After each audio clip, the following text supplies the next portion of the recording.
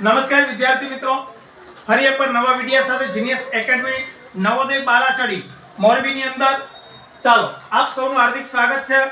નવા વિડિયો સાથે જોઈએ અહીંયા રકમની અંદર છે. અત્યાર સુધીમાં આપણે લાઈવ વિડિયો છે એ લગભગ નહીં હોય તો આ 43મો લાઈવ વિડિયો છે.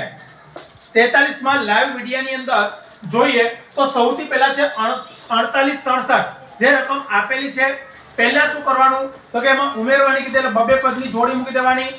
હવે 48 છે એટલે પહેલા કઈ રકમ સાથે તો કે બધાના વર્ગ બોલતા જાવ. 2 નો વર્ગ તો કે 4, 3 નો લ્યો તો 9, 4 16, 5 નો 25, 6 નો 36, 7 નો 49 વધી ગયા. એટલે એની પહેલા કેટલા આવ્યા તો કે 6 ઉપર મૂકી દો. 6 કેટલા આવ્યા તો કે 36. અહીં પાછા 6 મૂકી દો એટલે 6 6 કેટલા થયા 12. બાદબાકી કરો એટલે કેટલા આવ્યા 12. ચાલો થઈ ગયો એટલે સુધી.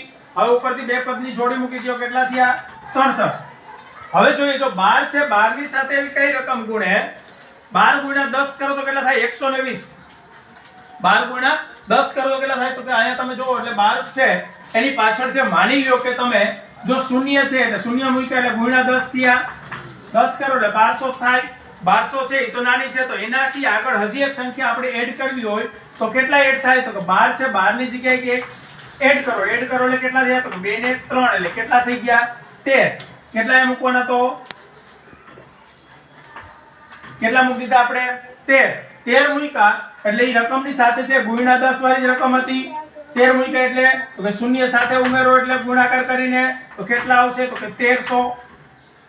130 ગુણ્યા 10 કેમ 13 આવ્યા એ ખબર પડી ગઈ તો કે 12 હતા એના કરતા નાની રકમ હતી 12 છે એટલે કે 120 ગુણ્યા 10 કરો એટલે 1200 થાય. તો 1200 આપણે લેવાના નથી તો અહીંયાથી આગળ એક રકમ છે એમાં એડ કરી દો એટલે કેટલા થઈ ગયા તો કે 13 ગુણ્યા 10 કરો એટલે કેટલા થયા 130. 130 ગુણ્યા 10 એટલે 1300. તો એ રકમમાંથી ઓની જેમ 1300 માંથી કેટલા બાદ કરવાના તો કે 1267.